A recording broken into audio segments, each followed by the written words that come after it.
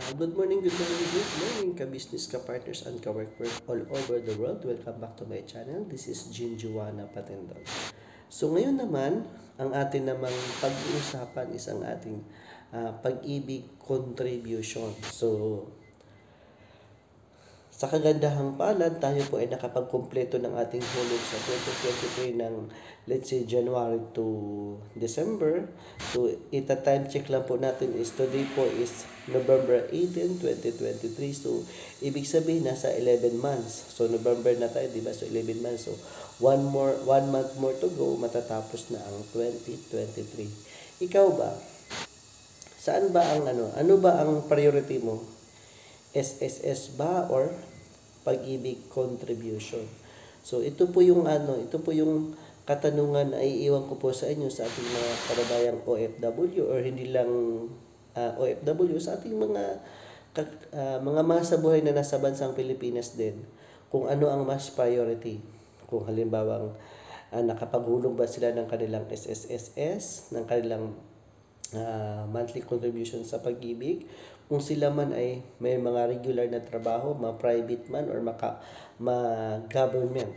So, usually kapag government, automatic na po yun na kinakaltasan po sila sa kanilang sinasabing GSIS. So, tayo po na nasa masasabi natin sa private sectors. So, considering po na ang ating pinaprioritize ang ating SSS sa mga ulitin natin sa mga government employees, bihira lamang po ang nagko-contribute or nagka-counterpart sa kanilang paghuhulog sa pag-ibig. Although, requirement pa rin naman, one of the requirement pa rin naman na maghuhulog pa rin sila sa sinasabing agency na pag-ibig contribution. So, ako naman, sinishare ko lamang po sa inyo dahil ang ating pag-share nga sa pag-ibig contribution is 1,000 pesos every month. So, medyo siguro nga parang inaabot na ako ng, kailan ba ako nagsimulang naghulog? 2019 na, year 2019 ako nag-start na maghulog ng 1,000 pesos as my monthly contribution because of the incident happened that I have almost 2 years lapses na hindi ko nabayaran. So, kaya ko po ang binabayaran ko po dati is hindi ko rin po matandaan kung 600 ba or 800. So, machi-check lang din po natin kung ma-review natin ang ating monthly contribution base sa ating virtual pag-ibig account. So, ma-view man natin doon kung meron po tayong virtual pag-ibig account na apps. So, makikita din natin doon. So, dito dahil nga wala na po tayong time magkalikot doon. So, ang natatandaan ko lang is basta may lapses ako na almost 2 years na hindi ko nahulugan. So, para makabawi ako, so nagsimula ako maghulog ng 1,000 contribution. 2019, late na yun. Siguro nasa mga last quarter na. So, 2019. So, ano ba ang last quarter ng 2019? So, October, November, and December. So, doon po tayo nagsimulang makapaghulog ng 1,000. Hanggang ngayon na po. So, tuloy-tuloy. So, sa awa po naman ng Diyos, tuloy-tuloy pa rin ang ating paghuhulog. Uulitin ko po ang aking katanungan.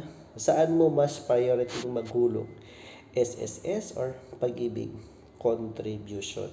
So, yun lamang po sa ating mga ka-business, ka-partners, and ka-work all over the world. Mega shout out and thank you for watching. And kung meron po kayong katanungan or choices na saan doon ang inyong priority, ako din naman, isasuggest ko na mas mabuting mag-focus muna tayo for the meantime sa sinasabing SSS kasi nga, ang SSS, siya, lifetime insurance po siya.